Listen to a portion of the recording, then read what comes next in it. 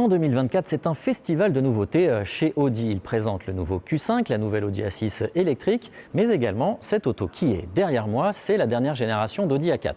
Ou plutôt, c'est la dernière génération d'Audi A5. Je vous explique, c'est très simple. Désormais chez Audi, les chiffres pairs, ce sont uniquement pour les modèles électriques, tandis que les chiffres impairs sont réservés aux modèles qui conservent des motorisations thermiques. C'est donc le cas de cet Audi A4 qui devient Audi A5. C'est la 7e génération, la première ayant été présentée en 1994. Alors le style évolue, la voiture grandit en longueur, en largeur, l'intérieur est tout nouveau et sous le capot, il y a aussi beaucoup de changements. Je vais vous expliquer tout ça, on va faire le tour de cette auto ensemble. Donc une toute nouvelle génération d'Audi A5 désormais, avec un style qui évolue. Alors certes, ce n'est pas la révolution par rapport à la précédente génération, mais quand même, il y a du changement. On a toujours la calandre single frame, mais qui est située plus bas cette fois-ci. Tout le capot a été un petit peu rabaissé par rapport à la précédente génération. On a, selon les finitions, une calandre assez simple ou une calandre en nid d'abeille sur les modèles S-Line ou S5.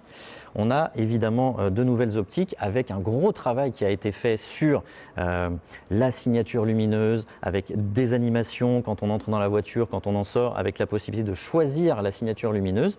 Là, c'est l'une d'entre elles, mais on peut choisir parmi 8 possibilités. On a un bas de bouclier qui est assez ouvragé, avec des capteurs bien sûr, avec ici des ouvertures qui sont réelles, ça a un véritable intérêt aérodynamique. Concernant le gabarit, cette voiture a un petit peu grandi d'une génération à l'autre. C'est plus 67 mm en longueur, on est désormais à 4,83 m et plus 40 mm en largeur. Elle existe dans plusieurs types de carrosseries. Vous avez à côté de moi la version avant qui est le break A5. Elle existe toujours en version berline, mais on assiste à la disparition de la berline à mâle, puisque désormais l'Audi A5 est une berline à haillons, ce qui améliore la praticité et l'accessibilité au coffre.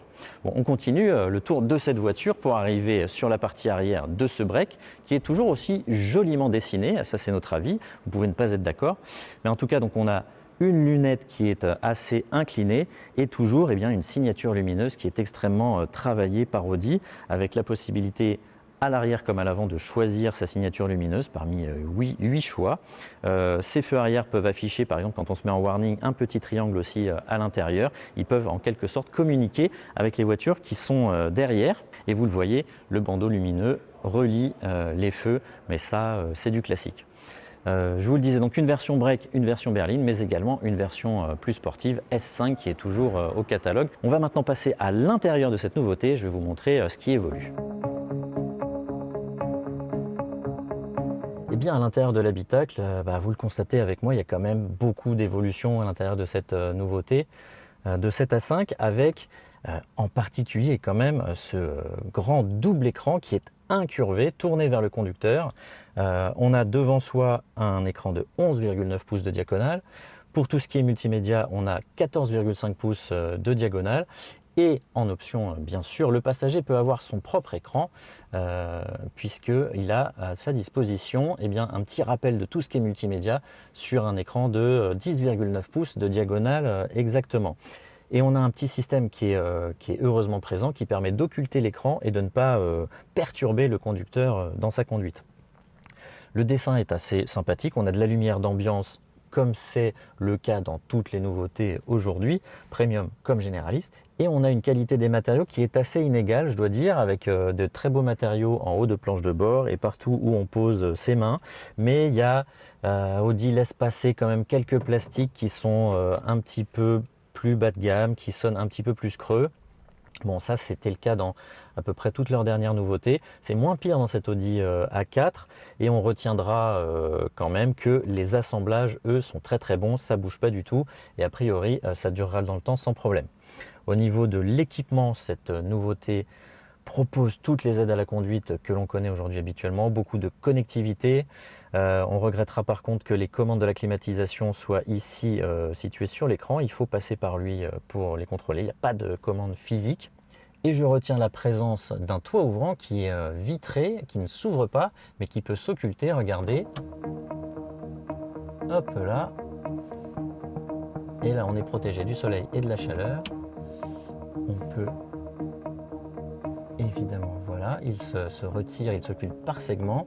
On peut ici avoir la moitié qui est occultée, ici l'autre moitié. Bref, c'est assez sympa, c'est un petit joujou, mais qui peut être utile quand il fait chaud. Au niveau du confort, on est plutôt bien dans les sièges qui sont un petit peu baquets. À l'arrière, on a suffisamment d'espace pour les jambes.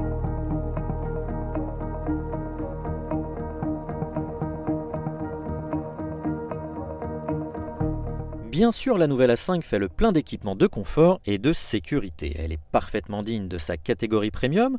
Vous aurez plus d'informations à ce sujet en lisant notre article complet sur Caradisiac. Sachez en tout cas qu'il ne manque rien, mais que les équipements les plus techno sont en option dans des packs.